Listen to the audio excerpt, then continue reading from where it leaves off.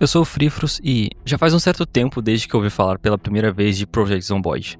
Não consigo lembrar se foi porque eu vi um amigo meu jogando ou se foi em um vídeo de lista no YouTube estilo Top 10 jogos de sobrevivências para PCs fracos. Mas o fato é que eu queria um jogo de sobrevivência que fosse para um lado mais realista no quesito de mecânicas, e o Zomboid era a opção perfeita. Eu só não sabia disso ainda. Deixa eu confessar uma coisa aqui. Eu não sou o maior fã de The Sims e jogos pixel art. E tô falando isso porque foi muito difícil me acostumar com a câmera isométrica e os gráficos do Zomboid, e sinceramente, pode falar que foi preconceito, porque foi isso mesmo. Eu joguei muito o visual desse jogo antes de realmente jogar ele. Ouvir a frase, ele é tipo um The Sims com zumbis, não me fazia querer jogar o jogo, mas assim como um apocalipse zumbi, eu fui sendo cercado devagar por todos os lados por hordas de informações, dicas, updates, mods sobre o Zomboid. Eu fui forçado a consumir indiretamente esse jogo e na primeira promoção eu o comprei. Ele já é um jogo barato, mas ver uma promoção te pega no impulso e te faz perder a culpa caso o jogo não seja tão bom. Mas eu acho que depois de 400 horas não dá mais para pedir reembolso. Querendo ou não, eu já estava municiado de dicas. Então criei minha personagem,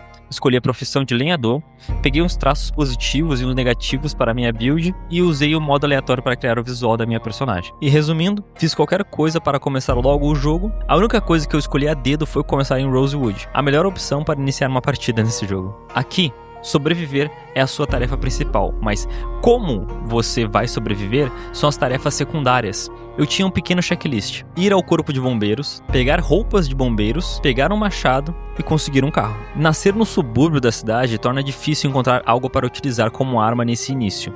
Loot em geral nesse jogo é muito escasso, e claro que a casa onde eu nasci está vazia. Na teoria, essa casa seria da minha personagem antes do Outbreak. Eu só queria saber como ela vivia sem panelas e comida por aqui. Minha única alternativa acaba sendo olhar para a próxima casa até achar algo que eu possa usar para bater. O maior problema é que os zumbis muitas vezes já ouviram meus passos por aqui e estão cercando a casa aos poucos. Atualmente eu sei usar o sistema de combate desse jogo, porém a primeira vez eu não fazia ideia de como lidar com um zumbi sem precisar usar armas. Então eu morri a primeira vez pelo primeiro zumbi que surgiu na minha frente. Não andei nem muitos metros e já morri.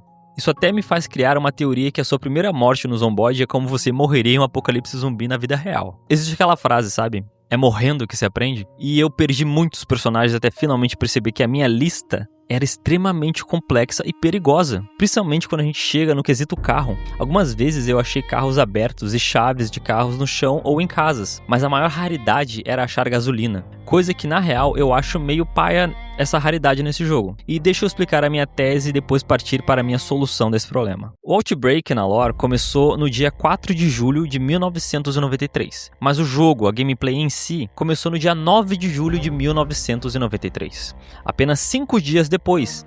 Então eu acho muito estranho ir até o estacionamento da igreja de Rosewood, onde temos carros bem cuidados e estacionados bonitinhos, mas com os tanques de gasolinas todos vazios, como se na verdade os zumbis tivessem a boca de mangueira e beberam até a última gota.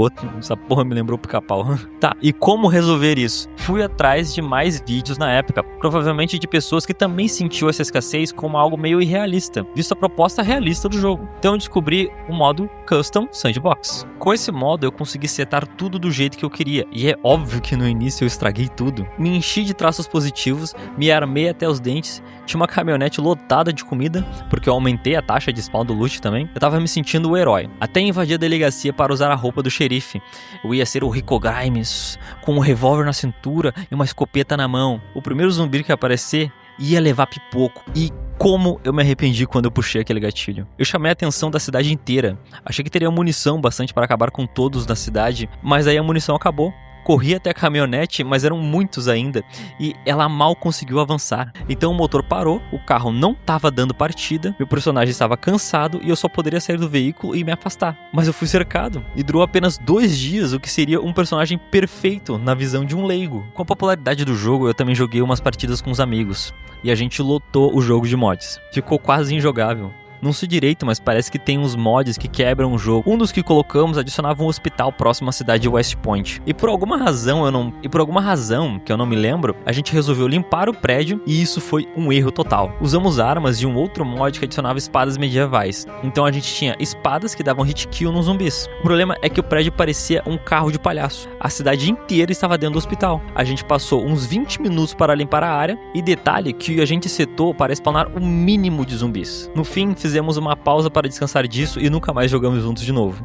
Jogaço da porra. Depois de um tempo, eu equilibrei o modo sandbox, criei uma personagem de verdade, a Lynette Skinner, que depois eu modifiquei para se chamar Lynette S. Kennedy, em homenagem ao Leon S. Kennedy, e fiz isso para criar um vínculo com ela, no qual eu iria me importar com a vida dela. Montei uma build com base na profissão de carpinteiro e fui tentar sobreviver, durar o máximo de tempo possível, evitar combates arriscados e não utilizar armas de fogo. E o meu maior objetivo era juntar recursos para sobreviver o primeiro inverno, depois criar uma horta para deixar a minha base autossustentável em alimentos. Mas sinceramente, isso foi só um sonho. Um sonho que parecia tão palpável. Como carpinteiro, eu pude reforçar bem o corpo de bombeiros. Com um machado eu fui derrubando árvores ali perto mesmo e fazendo um muro para terminar de secar a base.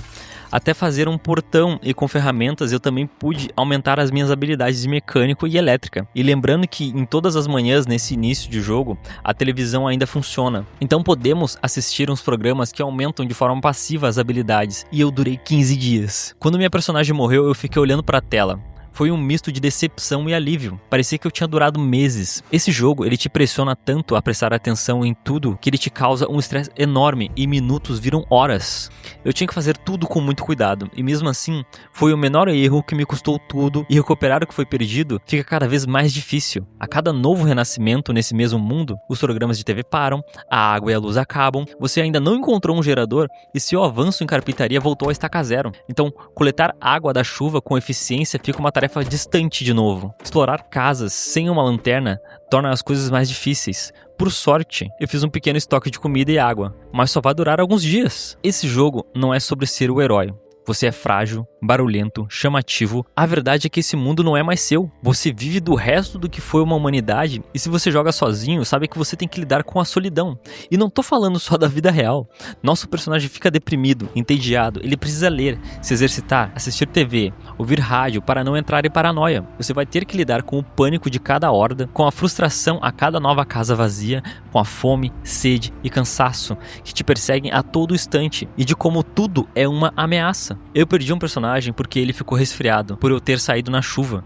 Ele ficou doente e morreu. O próprio jogo te desencoraja na tela inicial te dizendo: foi assim que você morreu. Então não importa como começa a sua história, o seu final já está escrito e ele será trágico.